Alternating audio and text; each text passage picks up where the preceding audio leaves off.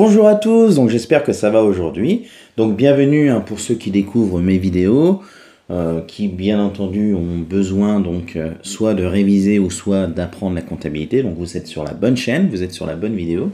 Et pour les autres, donc merci pour votre fidélité. Donc on va ici apprendre à enregistrer la dépréciation des stocks. Alors, vous verrez, ma vidéo comporte deux étapes comme d'habitude. On va voir d'abord le modèle d'écriture. Ensuite, nous verrons un exemple pour illustrer la théorie. Et on finira, bien entendu, par les incidences des écritures que l'on va voir sur le compte de résultat, le bilan et la trésorerie.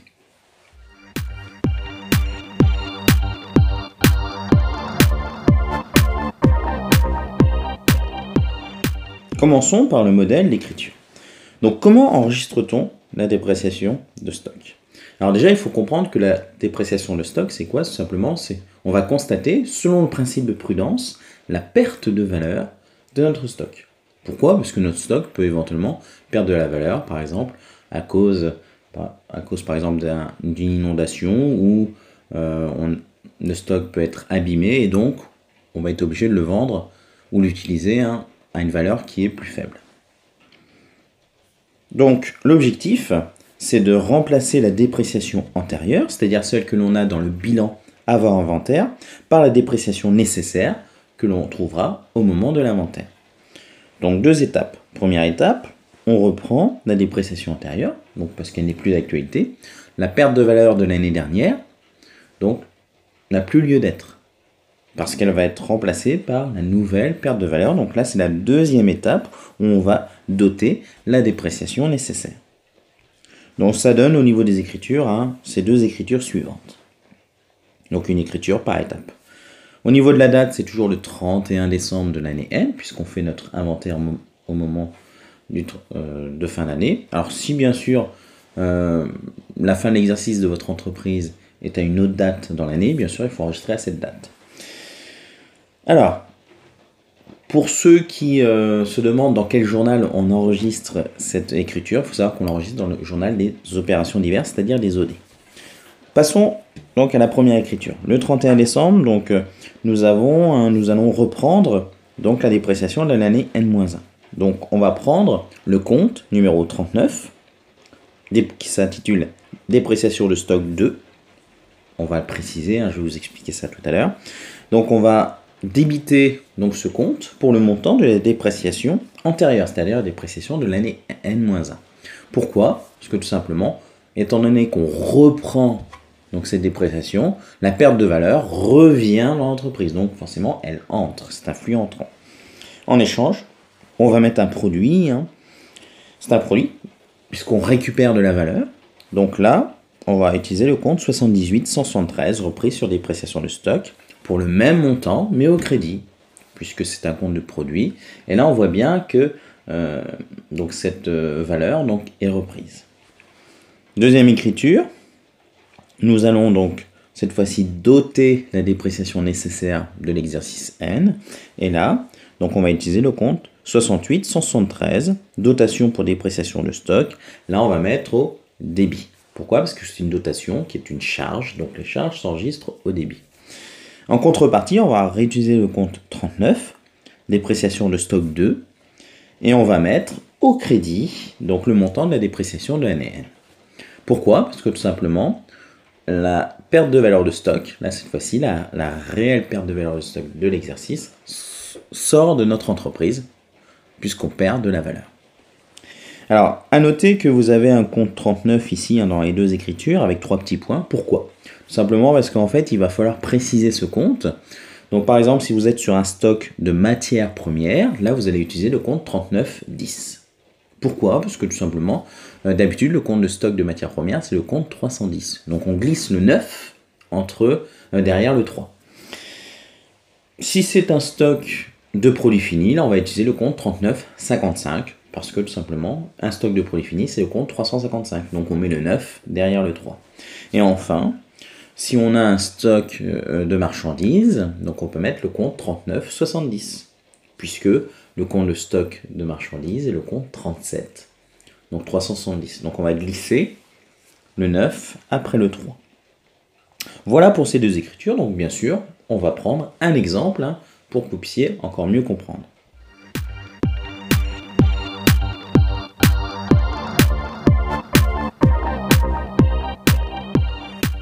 Donc là, voici l'exemple que je vous propose.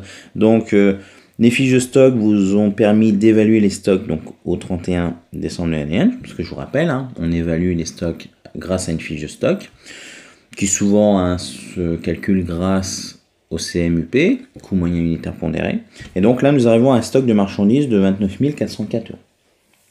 Donc il s'agit du même stock que nous avons dans mes vidéos sur les variations de stock. Donc ça, c'est ce que nous avons trouvé en théorie, donc dans notre fiche de stock. Donc c'est notre valeur brute. Ensuite, il faut savoir que votre entreprise a été victime malheureusement d'une inondation et une partie du stock de marchandises sera difficilement vendable. Donc ça veut dire que forcément ce stock va perdre de la valeur. Et vous estimez que ce stock de marchandises ne vaut plus que 17 000 €.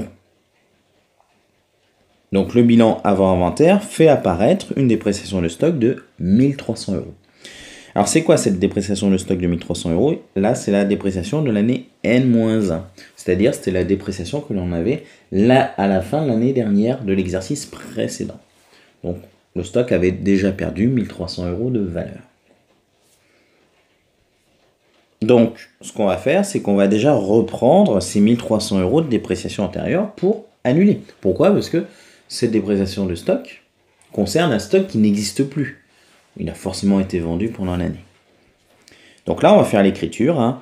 39,70, dépréciation de stock de marchandises. On va débiter ce compte pour 1 300 €, le montant de cette dépréciation antérieure. Et on va bien sûr créditer le compte 781,73, repris sur dépréciation de stock, pour donc 1 300 € au crédit. Nous annulons donc la dépréciation de l'année N-1.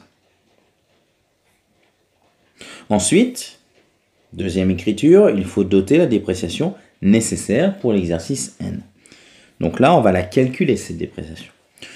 Donc la dépréciation nécessaire correspond tout simplement au stock réel, c'est-à-dire la valeur réelle du stock, moins le stock que nous aurons dans le bilan, dans la colonne brute. Donc le stock réel, c'est la valeur d'estimation de ce stock qui est de 17 000 €. Donc après, bien sûr, le sinistre, ce stock ne vaut plus que 17 000 €.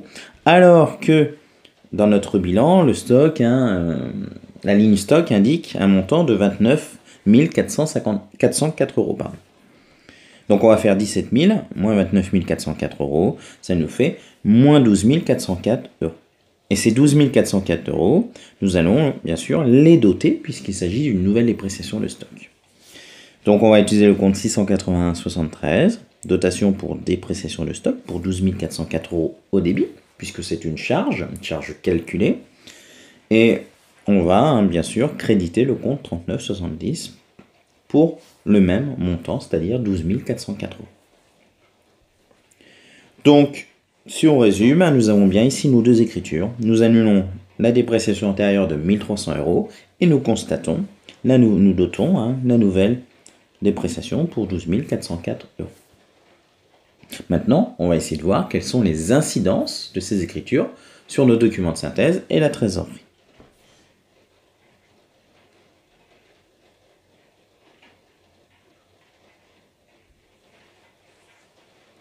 Donc, vous avez ici les deux écritures, donc qui sont tout en haut, et ensuite, donc je vous ai mis le compte de résultat et le bilan pour l'instant vierge, parce que voilà, ça permet de savoir exactement de combien ça va évoluer.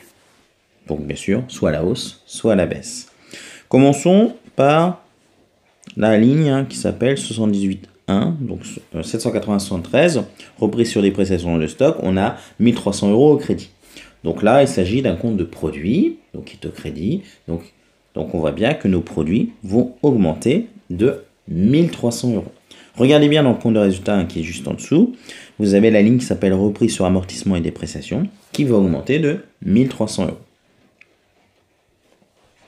Ensuite, dans la deuxième écriture, nous avons un compte 68,173, dotation pour dépréciation de stock, qui qui est débité pour 12 404 euros. Donc là, il s'agit d'une charge. Donc cette charge va apparaître dans le compte de résultat. Et étant donné que cette charge est débitée, donc ça va forcément augmenter vos charges.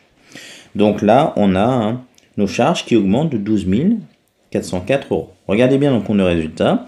Vous avez la ligne dotation aux amortissements et aux dépréciations au niveau de l'exploitation qui augmente de 12 404 euros. Donc, notre total des charges augmente de 12 404 euros. Notre total des produits augmente de 1300 euros.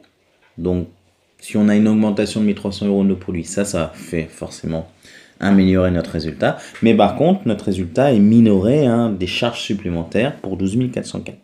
Donc, ce qui fait qu'au final, le bénéfice ou le résultat va forcément baisser de 11 104 euros. Donc la différence entre les deux, entre les charges et les produits. Cette baisse du résultat va forcément se reporter dans le bilan. Donc regardez bien dans le bilan à droite, vous avez le résultat qui baisse de 11 104 euros dans les capitaux propres au passif. Donc là, pour la prochaine incidence, on va prendre les deux comptes 39,70 puisque c'est un même compte. Donc la même journée, ce compte va évoluer deux fois. Donc on va faire qu'une seule, bien sûr, incidence. Donc on s'aperçoit que ce compte 39,70 va d'abord donc être débité pour 1300 euros. Donc du coup, c'est un compte normalement qui se retrouve d'habitude, qui est créditeur d'habitude. Donc là, il va baisser de 1300 euros ce compte. D'accord. Et d'un côté, on va avoir 12 404 euros qui va faire, bien sûr, donc diminuer ce compte. Donc ça veut dire qu'un compte de classe 3 va se retrouver, bien sûr, à diminuer de 11 104 euros. Donc la ligne stock baisse de 11 104 euros. Vous remarquerez que nous avons autant de baisse à l'actif que de baisse au passif. Il y a 11 104 euros de baisse donc à l'actif et au passif. Sur la trésorerie, donc il n'y a aucune incidence parce que vous regardez dans les écritures, il n'y a ni banque ni caisse, donc ni compte 512 ni compte 530. Donc c'est logique. Pourquoi? Parce que une dépréciation, on ne va pas faire de décaissement ou d'encaissement. C'est-à-dire que le but, c'est tout simplement, on ne va pas faire de chèque quand il y a une perte de valeur. Ou à l'inverse, on ne va pas récupérer un chèque lorsque on récupère notre perte de valeur. Donc il s'agit tout simplement d'un produit, d'une charge calculée, et non encaissable ou décaissable. Voilà, donc j'espère que cette vidéo vous aura plu. Alors là, c'est la toute dernière vidéo sur les écritures comptables du programme de gestion et finances. Donc là, si vous souhaitez réviser toutes les écritures, donc là vous pouvez aller voir, vous avez l'intégralité des vidéos sur ma chaîne, dans la playlist qui s'appelle Comprendre donc la comptabilité, donc la gestion finance. Voilà, donc n'hésitez pas, bien sûr, comme d'habitude, le petit pouce bleu qui fait le plaisir. J'ai de plus en plus de commentaires, donc je suis ravi de pouvoir y répondre dans la mesure du possible, bien évidemment. Activez la petite cloche, bien sûr, en vous abonnant. Et partagez sans modération donc, mes petites vidéos pour que vos camarades ou d'autres personnes puissent profiter, bien sûr, de mes vidéos. Elles sont faites exactement pour ça. Voilà, donc je vous souhaite une excellente fin de journée. Bon courage pour les examens qui approchent le mois prochain. Et à très vite. Les prochaines vidéos que je vais sortir dès la semaine prochaine vont concerner notamment tous les coûts. On va faire les coûts partiels et les coûts complets. Donc là, je prévois toute une série de petites vidéos sur les différentes étapes de ces différents calculs. Voilà, je vous dis à très très bientôt. Ciao, ciao!